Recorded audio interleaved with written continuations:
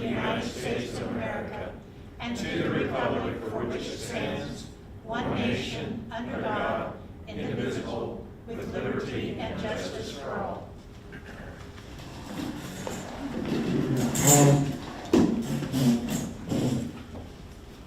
All right, we have one person for public input.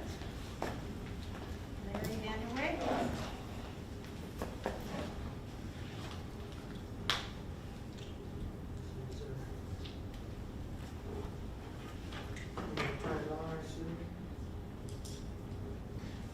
Larry, I think you're just... If you're speaking loud, this mic here will pick you up. All right, very good.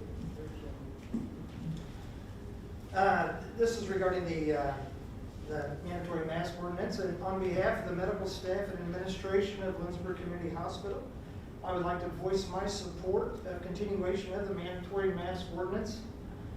And most importantly, I applaud your courage to support something that some or possibly many oppose. And you've continued to be courageous throughout, and I know a number of communities haven't followed the same path.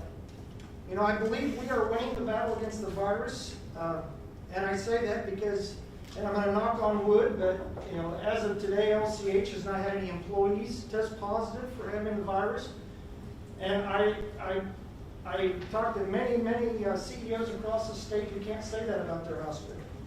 I know Bethany Home hasn't had any outbreaks amongst their residents. Thank goodness. As of the 9/15 assessment for the USD 400 provided by the Health Department, there weren't any cases in USD 400. Bethany College has been able to contain their cases and has not had the outbreaks that many of us feared going into the college season. And I believe the masking ordinance plays a major part of this. These places will not be a virus-free oasis if we have virus spread throughout the community. I played for a Hall of Fame football coach who talked about that we must battle all the way for 60 minutes in a game. We're probably not even halfway through the battle of this pandemic, and I think to pull back and remove one of the biggest resources we have to reduce the spread of this virus would be a mistake on behalf of our community and behalf of these organizations which I represent and that I mentioned above. So thank you again for your courage and willingness to uphold the ordinance of masking. Thank you. Thank you, Larry. Are there any amendments to the agenda? No amendments. No amendments. All right. Mayor's report. First of all, I want to remind everyone to vote, register to vote, get out there and vote. Also, if you have not completed the census, you don't have much time left for that, but please get that done. That's very important to our cities and certainly to Lindsborg. To echo what Larry had said about COVID in our county, I looked it up, and on the 4th of August, in McPherson County, we had 143 cases. As of this morning, we have 256 in McPherson County. So we are not done with this. So wearing masks is very, very important. Do your part.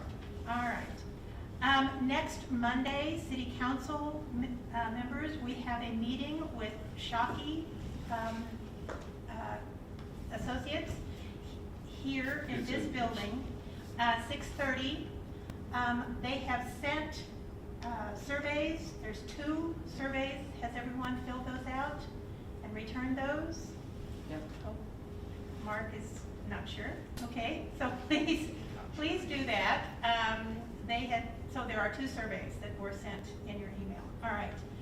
So we'll get that done. And all right. And then before I go on and talk about the hospital building debt retirement, I do want to recognize the passing of Ruth Bader Ginsburg. There have been many, many quotes to her, but I think one is so apropos for us today. And she said, "Fight for the things that you care about, but do it in a way that will lead others to join you." So be kind to everyone. Thank you. This time, I would like to ask Greg Lundstrom, Don Anderson, and Larry Vanderwait to please come up here.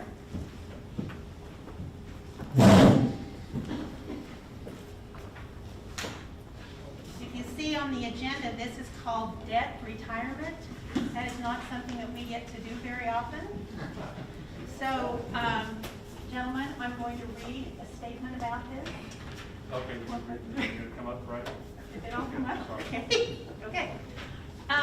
What began as a conversation between Lindsborg Community Hospital Administrator Greg Lundstrom and Mayor Don Anderson 21 years ago resulted in a public-private partnership that has benefited healthcare in Lindsborg and the Lindsborg community. Two recitals in the purchase agreement illustrate the value of this partnership. Whereas Lindsborg Community Hospital has determined that the best way to refinance its debt would be to sell the real estate to the city, which will purchase that property using general obligation bonds, and Lindsborg Community Hospital would lease it back from the city. And whereas the city understands the importance of the hospital facility to the Lindsborg community and desires to assist Lindsborg Community Hospital with its efforts to refinance its debt by purchasing the real estate from Lindsborg Community Hospital and then leasing it back to us. This agreement was executed on May 1st, 2000. The approach of refinancing hospital debt through general obligation bonds was a novel idea to support a private non-profit hospital, coupled with a 1% sales tax to serve the bond payment for the first 10 years. This was a one-of-a-kind partnership. The arrangement saved Lindsborg Community Hospital over $1.1 million.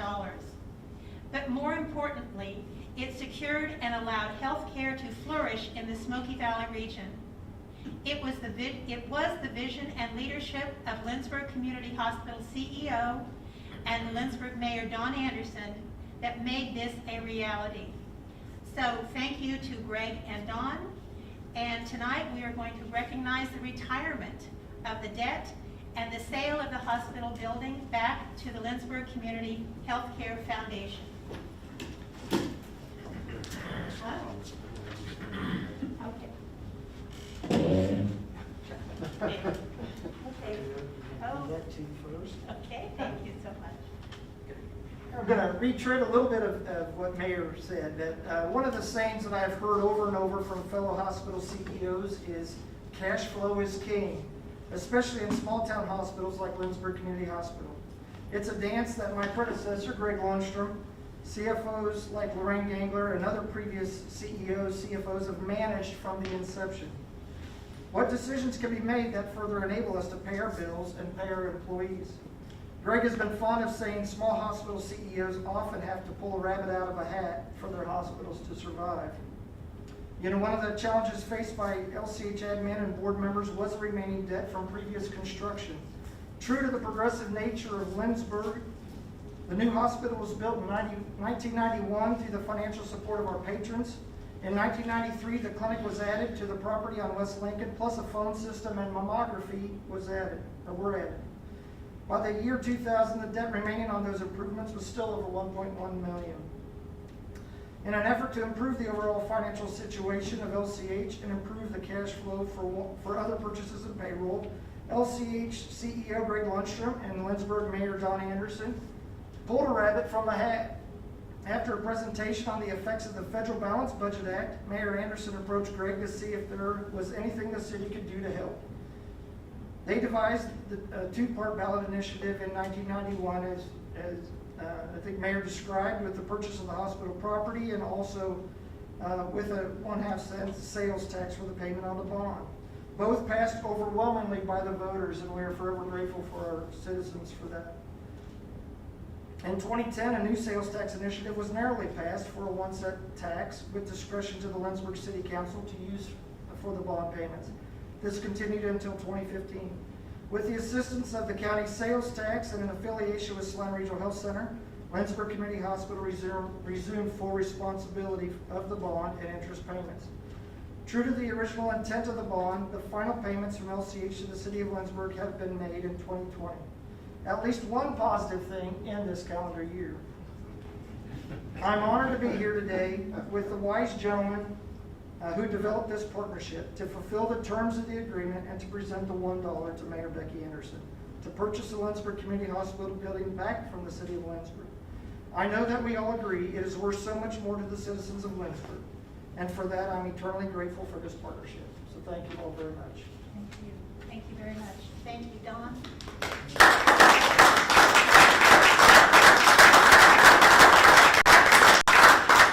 Greg, I wasn't going to say anything, but Greg really, as well as this Greg, they are the two that really put this thing together. So I want to thank you also, Greg. Thank you. Appreciate that. I would just like to say, I know many of you wouldn't have the opportunity to hear the comments that I heard when Lindsborg first did this. Community after community and CEO after CEO said, how in the world did you get this put together? And it really was Don and Greg and the city council that believed that this was important for the community. And it worked extremely well, and we were the role model for many hospitals out in the state of Kansas to try to put something like this together. So I think it once again showed that Lindsborg is a progressive community that looks way ahead of just what's right in front of them. 20 years later, it came to be. And we've got $1. So thank you very much, Thank guys. you.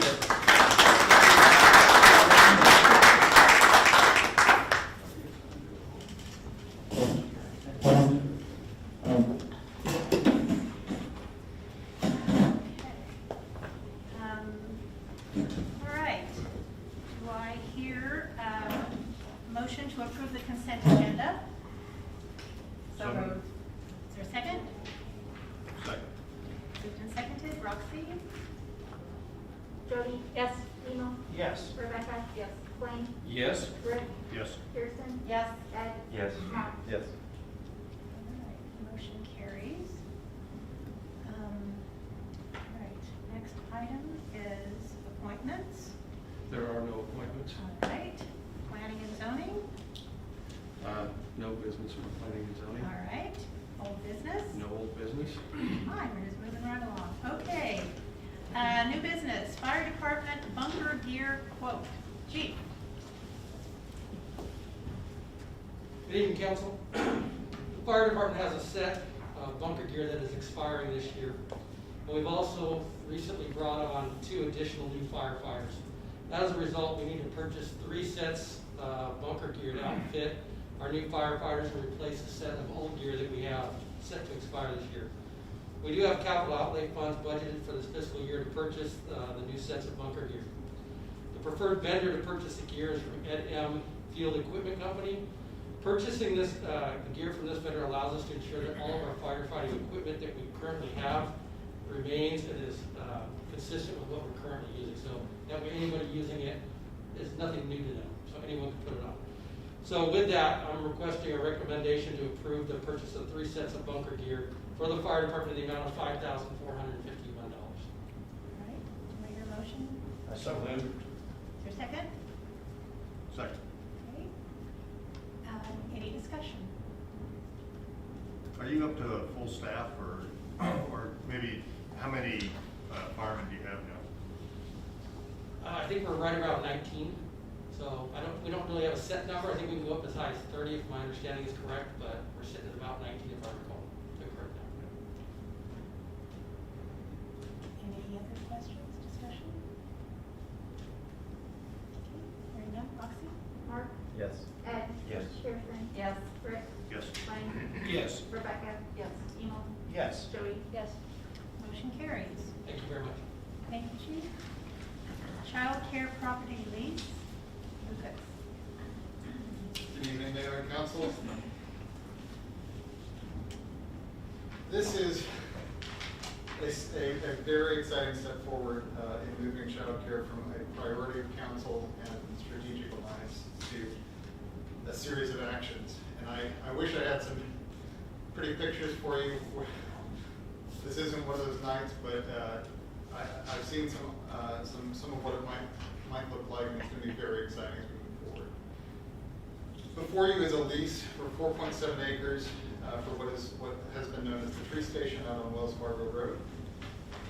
It's a 99-year lease for $1. So we won't be here. We won't be here to celebrate the end of that. But, it is a lease where the city has no responsibility towards the lessee. The child care center will be responsible for that property and all liability. There is a stipulation that the child care center, Sprout House, must retain their 501c3 status and remain a child care center. They can't branch out into other businesses. It's a nonprofit child care center, and should that change, council can take the land back and any improvements thereupon with a 90-day notice. So the idea is the intent of this council will be honored. The intent of donors to Sprout House will be honored for the next 99 years. And my recommendation then would be a motion to approve this lease with Sprout House Learning Center. So moved. Second. Moved and seconded. Discussion.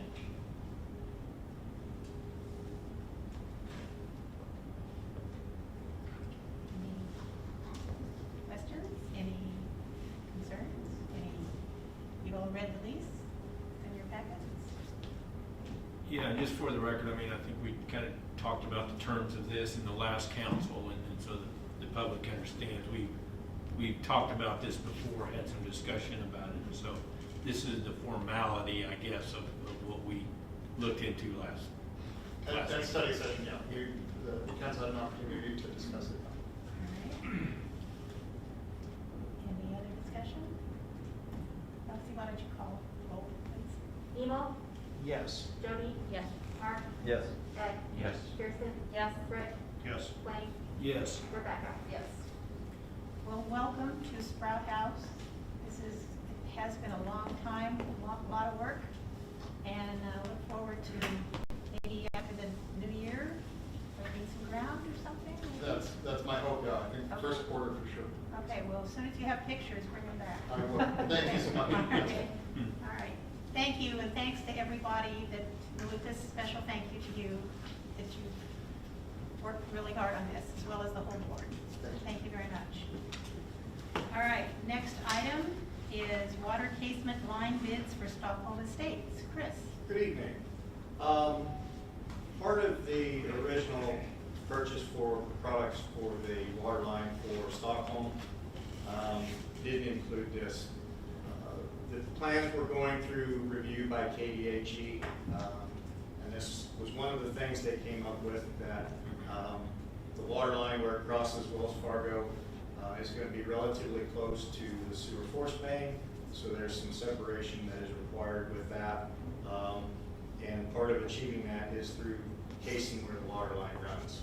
So what this material is to encase the water line where it crosses Wells Fargo to protect it from possible contamination should the force main develop a leak over time.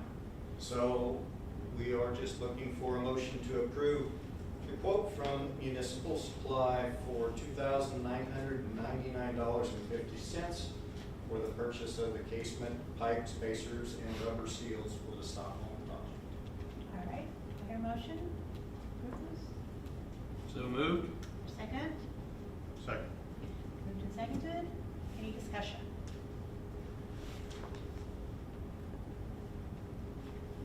Is this one of the very beginning things that has to happen?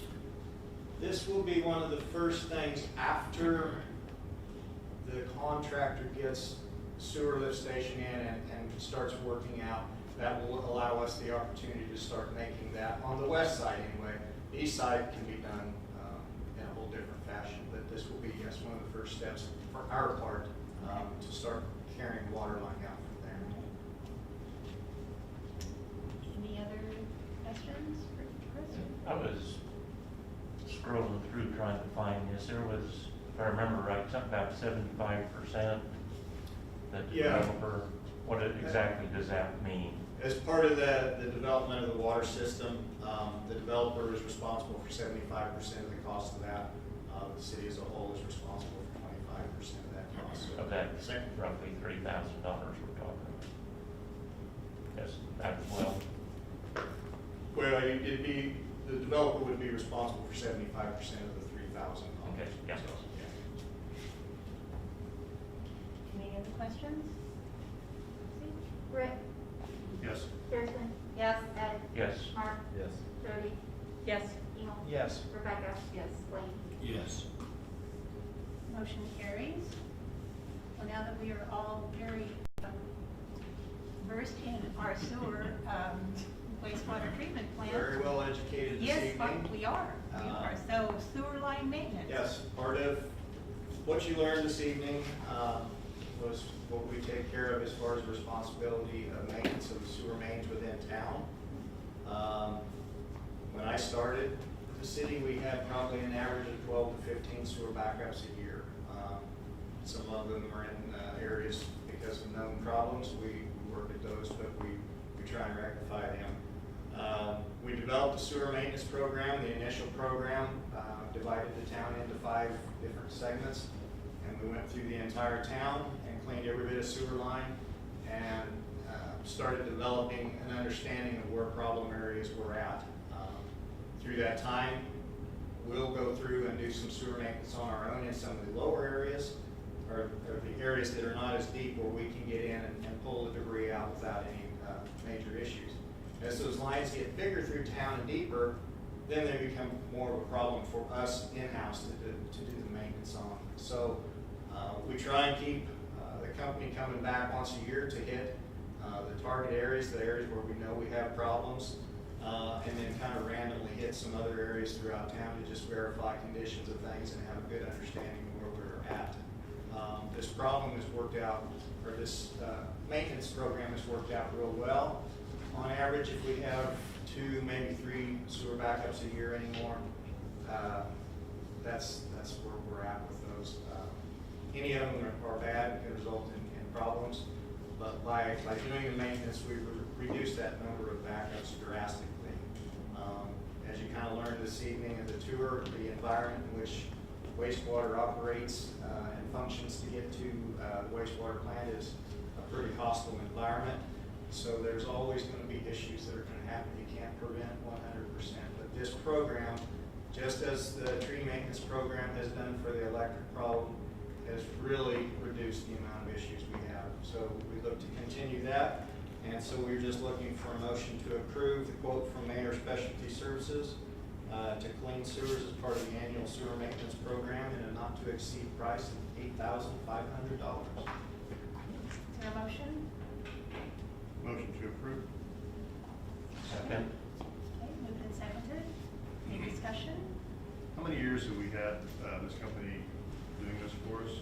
This company has been doing this for us for probably 15 years. This company started out originally as utility maintenance services out of Wichita. This is an offshoot of some of their employees that were dissatisfied with how things were running, and so they started their own company, and they've done a fantastic job. Each year I have tried to get quotes from utility maintenance. They've ventured off on they're not doing a lot of maintenance. They specialize in some other things, so it's hard to get a quote from them. And there are very few other companies around for us to find prices to be competitive from. So. Yeah, I think that was kind of where I was leading with questions. So Yeah. Any other questions or comments for Chris? Roxy? Emo. Yes. Rebecca. Yes. Blaine. Yes. Rick. yes. Kirsten. Yes. Ed. Yes. Mark. Yes. Jody. Yes. All right. Resolution. I guess I'm running out of my easy ones tonight. So, as you can see by the pictures in the letter I wrote, I was made aware of a structure, a couple of structures actually, at the property of 530 South Main. I was made aware of them actually probably 2 years ago and kind of started watching them, keep an eye on them. and they just kept getting worse and worse and worse. So last year, I wrote a letter to the homeowner, asking them to try and do something about them. They were getting very dilapidated. The roofs were starting to collapse on them at that point. He came into my office and made me aware that he had filed bankruptcy and the process was in motion, and he was to be moving out of the house by the end of the month. So it really didn't go anywhere. I didn't pursue it. I figured, okay, this will go through, somebody will acquire the property, something will get done at that time. Didn't happen. I was made aware by the neighbor that there are kids over there playing in these structures from time to time. I went over and reassessed them back in the first part of September, and didn't realize that the roofs had collapsed to the point they have now. The picture you can look at are some of the roof trusses are sitting very precariously. Should a child or somebody come in there and try and pull something out from the floor or hit something in the wrong way, I have fear that something significant could happen. And I do not want to be responsible knowing that I didn't at least try to move that forward. So I have put together a resolution to try and address these. I consider them an immediate hazard, and I think they need to be removed immediately. I don't think roping them off, barricading them off, or anything as such is sufficient. These are accidents waiting to happen. So before you is a resolution 08-20. I'm asking for a motion for approval of that to proceed forward with having these structures removed. Right. Do I hear a motion to approve this? So moved. A second? Second. All right, so Chris, the city would go in and remove? Are we gonna hire somebody? I believe I would contract that out Okay. to a contractor to have All them right. do the But this structures. property is still, The property is still in the bankruptcy right now. It's in a 90-day bill. Redemption period on Redemption the period. mortgage foreclosure right now, but that really doesn't affect something like this No. because we're not attempting to collect a debt against one who's filed bankruptcy. okay. So it's in that process. I am at the understanding that it's going to be mid-November before anything would even begin to proceed forward after that. So the, whatever the cost is going to be, will be levied against the property? Correct. Okay. How long does the property owner have to deal with it themselves? The property owner at the time that I wrote a letter last year had 45 days to do it. And as I said, I didn't proceed forward with anything at that point because of the situation. Right now, the property owner would have nothing to do with this. This is us proceeding forward immediately and taking care of the problem. Bill, do you see any legal issues with us using a document from a year ago? No, because we're talking about something that Chris and this resolution have determined to be an immediate hazard, and the ordinance and the statutes allow, under those circumstances where you think there is an immediate risk to someone who would come on the property, you can move forward immediately, as opposed to the notice and hearing process that would apply to an abandoned building or a building that was not up to code or something. And it might be a danger, but there's a difference between poor condition and immediate hazard, and this takes it a step further. Okay. All right, any other discussion on this? There's a house on the property too, right? This is like a second structure? And These nobody- are two accessory structures. And nobody lives in the house? Nobody lives in the house currently. That I have not looked at the house from the outside. I don't see any immediate issues, but there may be as well too. But these two are the immediate hazard. Will there be any ability for the city to recoup demolition costs?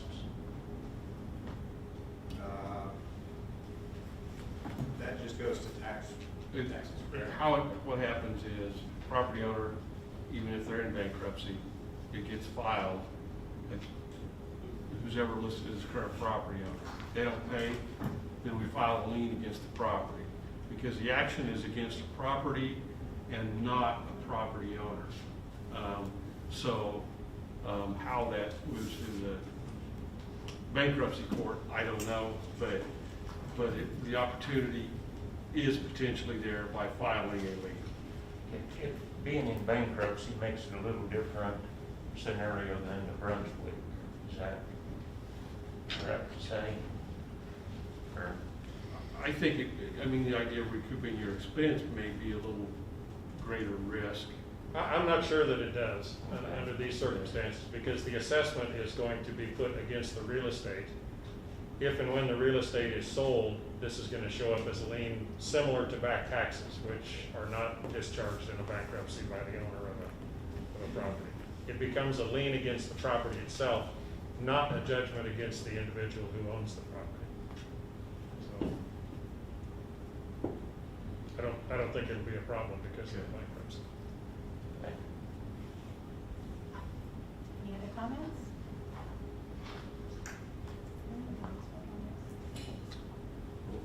Okay, Roxy? Ed? yes. Kirsten? Yes. Rick? Yes. Blaine? Yes. Rebecca? Yes. Emo? Yes. Jody? Yes. Mark? Yes. Motion carries. Thank you, Chris.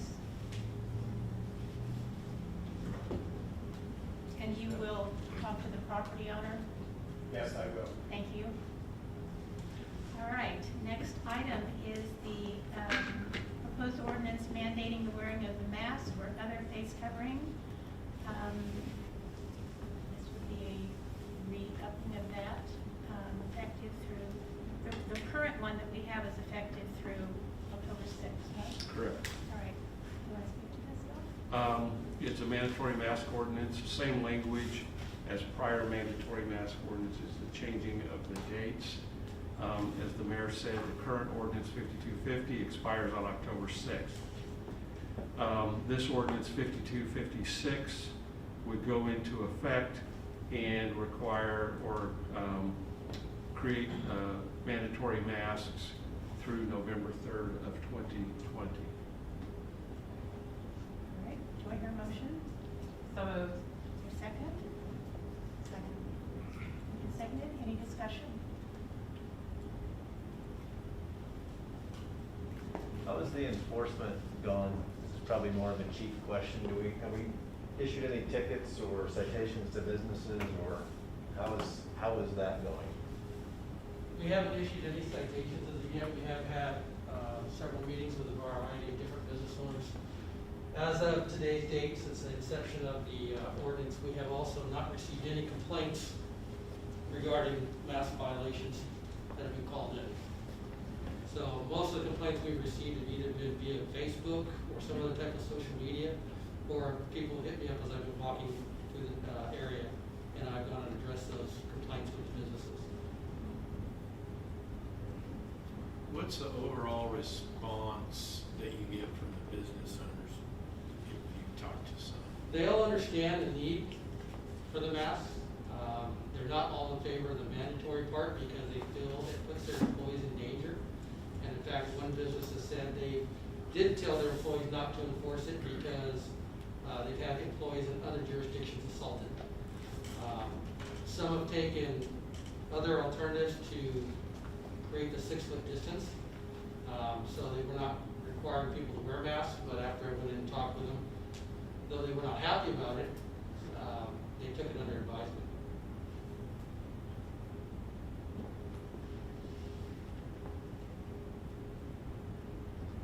Some have also indicated that they feel they're losing business because they're going to other communities without the ordinance and buying stuff from there. I don't know if that's true. That's what was reiterated to me.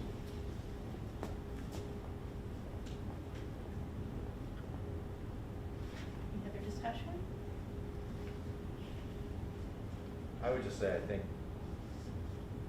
if we're gonna do this, we should, like, I've been to some businesses in the last several days, there's not even a sign on the door. businesses here in Lindsborg? Yes. Okay. And if there's not a sign on the door, and I'm not from around here, I just think maybe, and I don't want to, obviously don't want people to not shop here because we have a mask mandate. I really think that probably is a small fraction of people who would actually drive somewhere else to buy something. But maybe some better communication from the city, like a pinned Facebook post on the Facebook page, maybe a thing across the website that says there is a mask ordinance in the city of Lindsborg until this date. Because I just feel like some of these business owners need some help. That people just show up and they don't, maybe they're playing stupid, I don't know. But it just feels like maybe some communication from us to help. Because obviously I don't want to require a business to put a sign on their front of the building, but you know, like I said, I've been to Wichita, and I mean, I was going into a restaurant and the sign was this big. Like, you don't even think about trying to go in there without a mask. You just look ridiculous. So I just think we could help probably some businesses if we do better to push it from the city's point of view, that this is a mandate. And I heard one person say, they were walking in, they said, you need to have a mask. Well, it's not the law. And I was standing right there. I was like, well, kind of is. I mean, it's not necessarily the law, but it is an ordinance in the city, so it kind of is a law. So just some better communication, I think, will assist some of our businesses. I mean, the city did hand out signs, didn't they? Didn't they send signs to be posted on? Roxy, what was done? Yes, Holly made signs and businesses have been picking them up. And we've also pushed it down on social media as well when we first started. And I've reiterated that they decided what their responsibilities are per the ordinance, with at least a dozen businesses in there. But I also think reiterating is a good idea, so, I mean, because we don't want to put more burden on the business owners, but I mean, the mask ordinance is important for public health.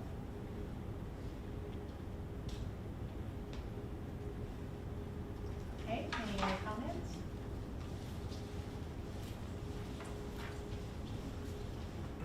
Roxy? Rebecca? Yes. Frank?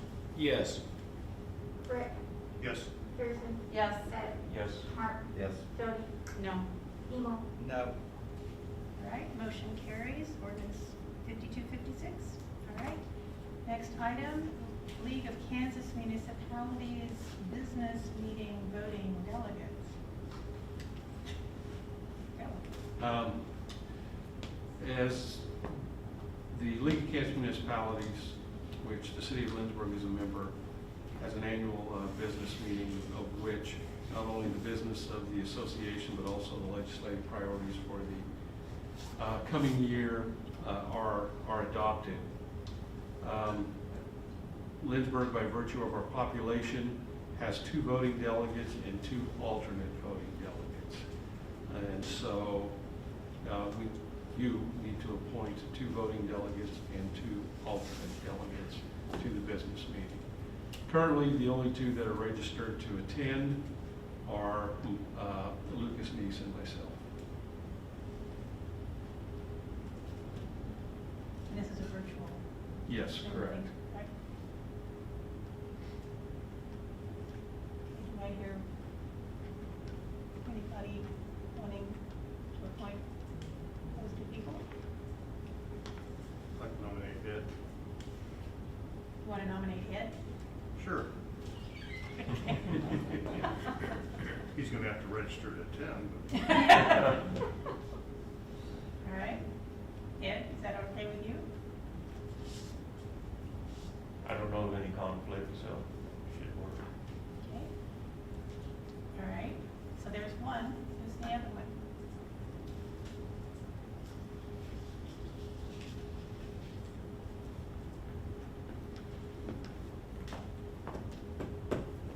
Okay, I'll nominate Greg.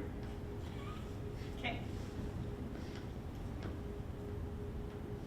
You want to vote on the 2 delegates and the 2 alternates all at the same time? Okay. You're doing pretty well, Rick. You want another one for the alternate? Sure, Lucas, you're up to bat, buddy. Okay. And we need one more.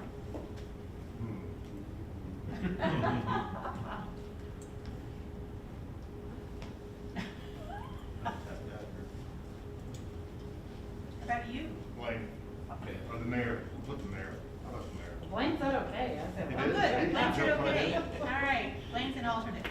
All right, so the two are Ed and Greg, and the alternates are Blaine and Lucas. All those in favor say aye. Aye. Need a second. Was there a second? Oh, no, there wasn't. Okay. Was that even a motion? I'll make a motion that Greg and Ed as the primary and Blaine and Lucas as the alternates for the upcoming conference. Thank I'll you. second that. All right, moved and seconded. Any discussion? No? Okay. All those in favor say aye. Aye. Those opposed? Thank you very much to those four people. All right, under others, Greg? Yes, have two items under other. At the last meeting on the 8th of September, Leslie Manning, the editor of the Lindsborg newspaper, approached and spoke during public input about an online ordinance or legal publication site as an accessory or service of the news record. And I just want to follow up, see whether that's something you want to investigate further or not. That's as opposed to the internet, to the website? Or? As opposed to the city website as the Okay. official publication, yes. This isn't exactly 100% on that topic, but it's definitely in conjunction or related to it.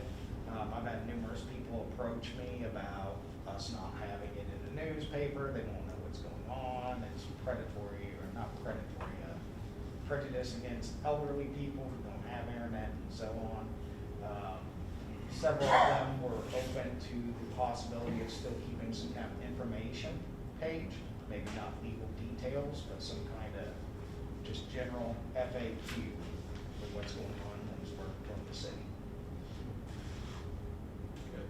And I think that would probably be a better choice than running stuff through them online. Any other comments? I don't think it was a decision between only posting it to the city website and not putting anything in the paper, was it? I mean, that's not what we're.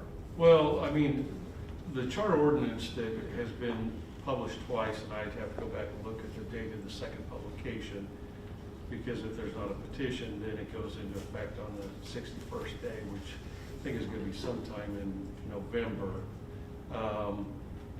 Then, yes, it would be, in terms of legal notices, ordinances, hearing notices, whether it's for rezones, plats, variances, etc., would then just be published on the city's website as the official newspaper for legal publications. We continue to do small monthly ads, and then we also sponsor other pages. Those would continue. What we're really talking about is just the legal notifications that are currently published.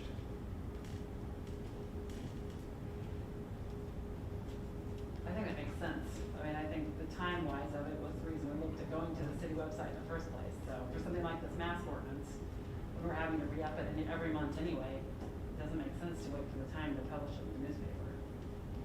But I also think it's not a bad idea to do some sort of an update or something in the news record at a later date to, hey, these are important things you might want to know about.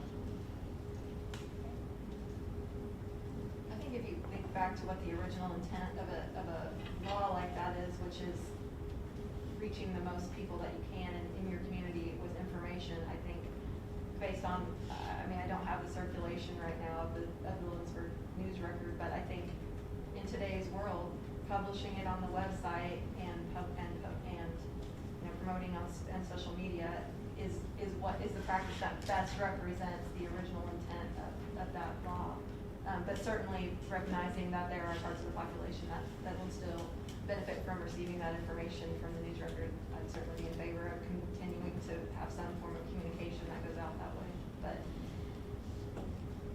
I agree that we should proceed with the official being the website as originally intended. Okay. Bill? official publication on the website does not prohibit you from also running the documents in the news record, but it would be based on the dates that would be the official publication on the website. You can still provide the information to people through legal publications in the paper. And what appears in the news record could be more of a story. Well, it could be, yeah, it could. Referencing could be, back. or a to summary of what right. has gone on, yeah. Right. And that's what I was thinking, is just have a general summary of, hey, this is what happened at the last meeting, this is kind of what we did, this, not the whole legal description. Okay. Any other comments?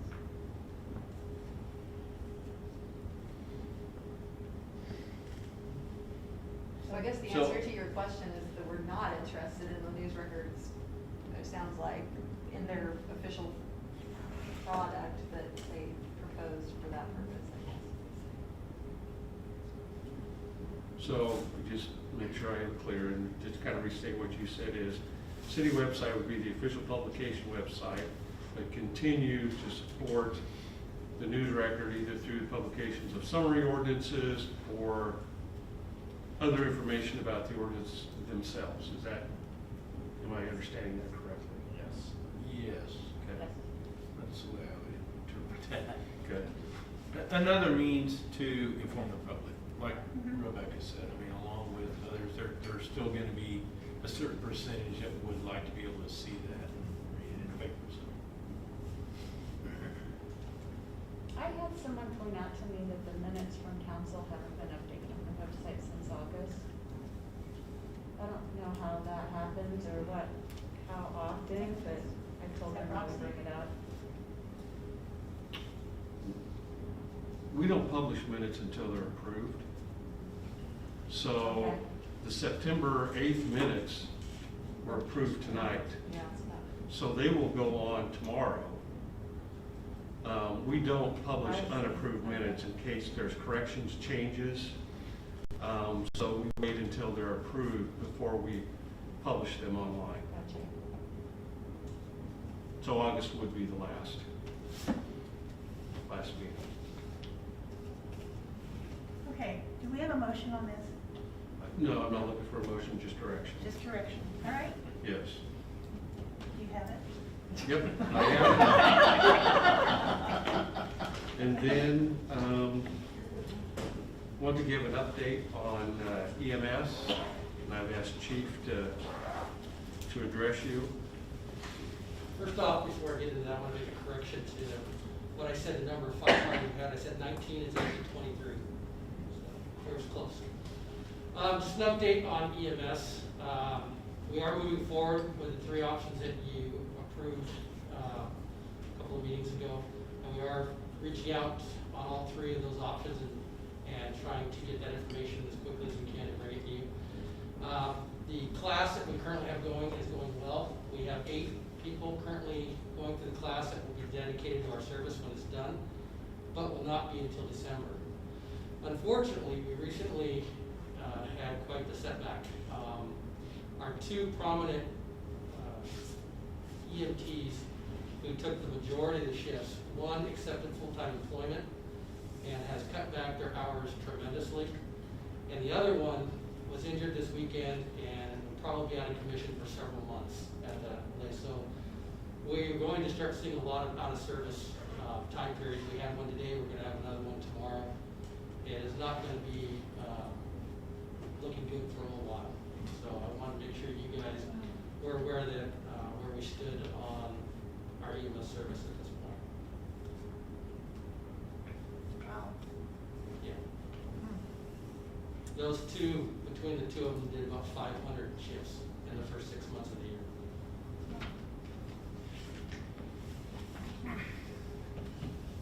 Okay. When is your class over?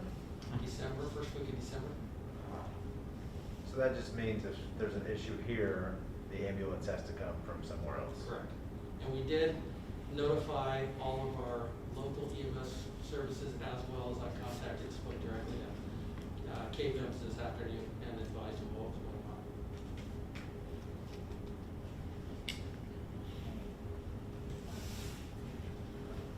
Okay, When should we expect to hear progress? I'm sorry, I haven't looked ahead at the next agendas yet that you shared on the 3 proposals.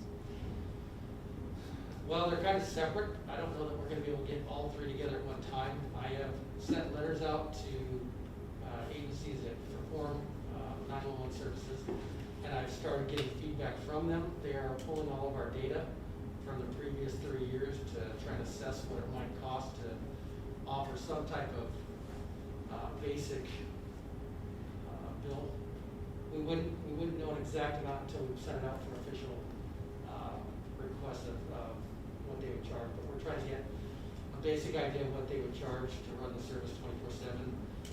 I'm working on putting together the hybrid system to see what that would cost, and then the last one that might take some time is probably going to be the countywide service one. I don't know if Greg wants to touch on that at all or not, but that's probably going to be a little more extended on getting anything on that for you.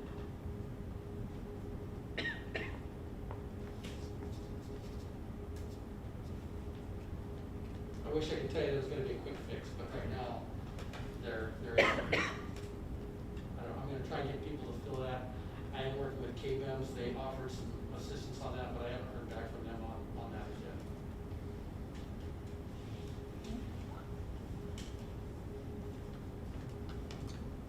Any other questions for Chief?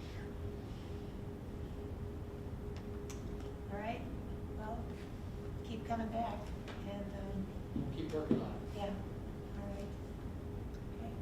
Okay, thank you. Any others? I have nothing else. Okay. Anybody else? Chris, thank you again to you and Denny for our tour this evening. Thank you for coming. Yes, and do I hear a motion to adjourn? So moved. Second? Second. All those in favor say aye. Aye. Thank you, everyone. See you next Monday.